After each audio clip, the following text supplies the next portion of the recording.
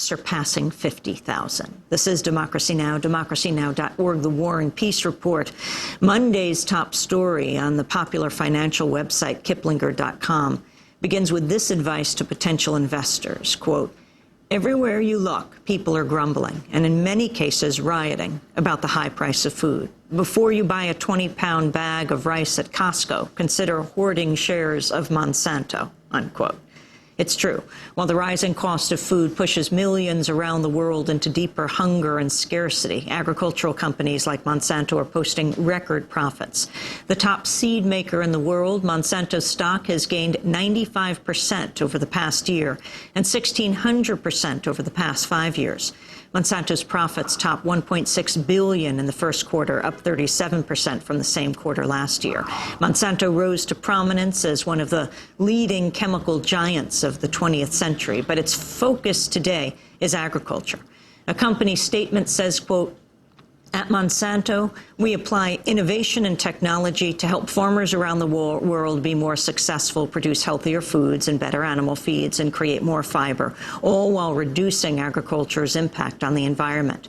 But critics have accused Monsanto of undermining local farmers and public health through a wide means of corporate bullying.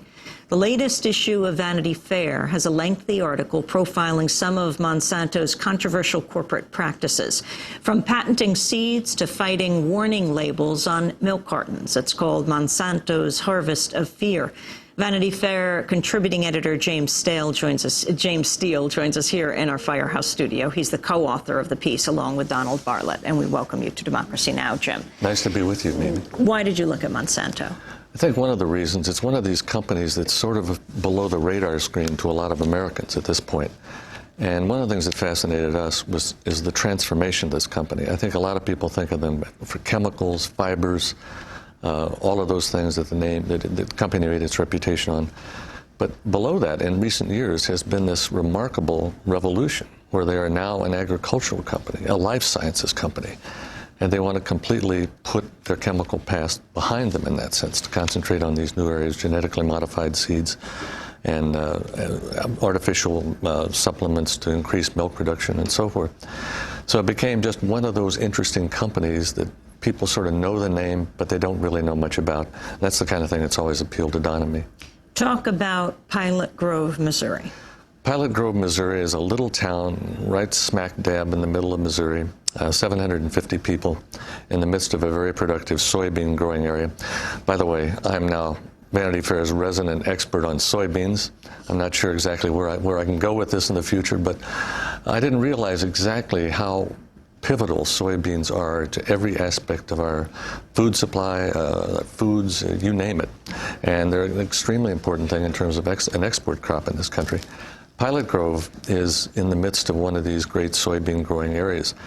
And Monsanto has been targeting farmers and a seed co-op in that area over the last few years, accusing them of patent infringements.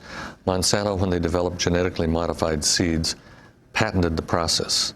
And unlike soybean seeds back to millennia, where farmers saved them, cleaned them over the winter, and then replanted them in the spring, Monsanto prohibits that. You are to repurchase a new bag of seeds every spring and start the process over again.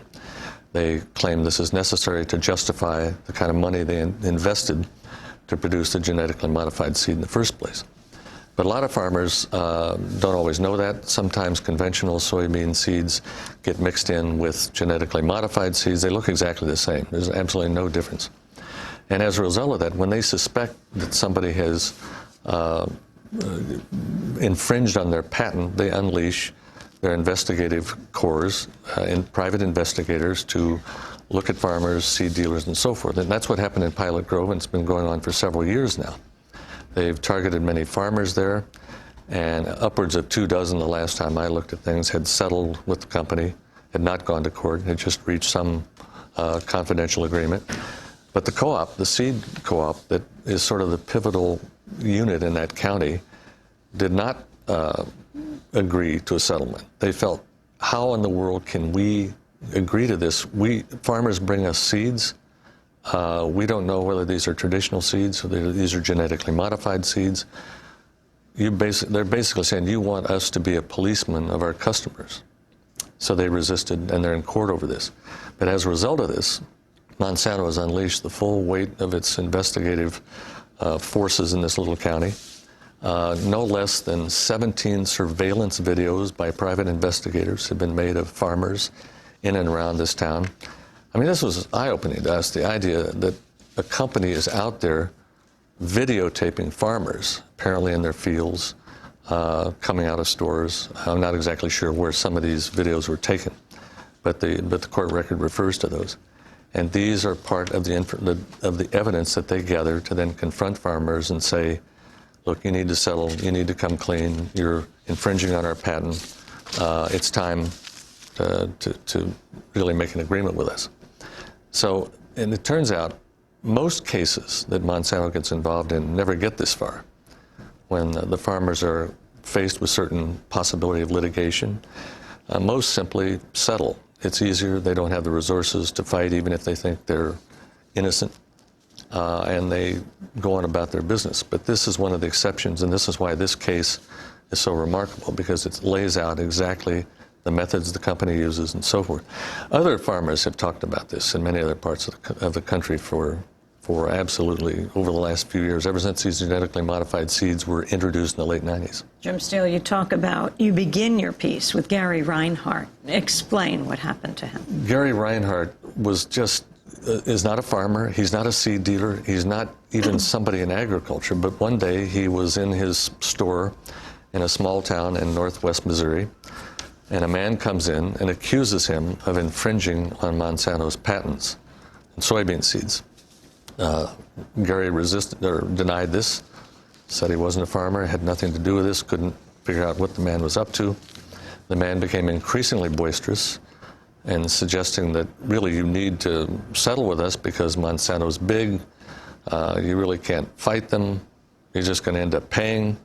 And Monsanto said, look, you've got the wrong man. I'm not even a farmer, I don't even sell these seeds, I don't have these seeds. Reinhart said these things.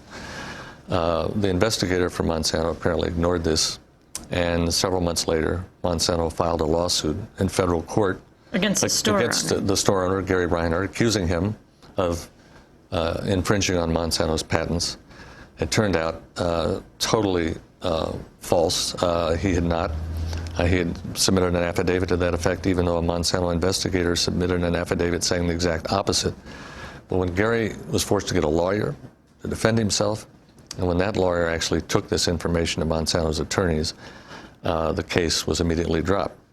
Most farmers are not really quite that fortunate. Usually most of these things work their way further through the system, and many end up reaching some sort of an agreement with Monsanto. We're talking with James Steele, Pulitzer Prize-winning investigative reporter, together with Don Bartlett, wrote the piece in Vanity Fair, Monsanto's Harvest of Fear. Stay with us.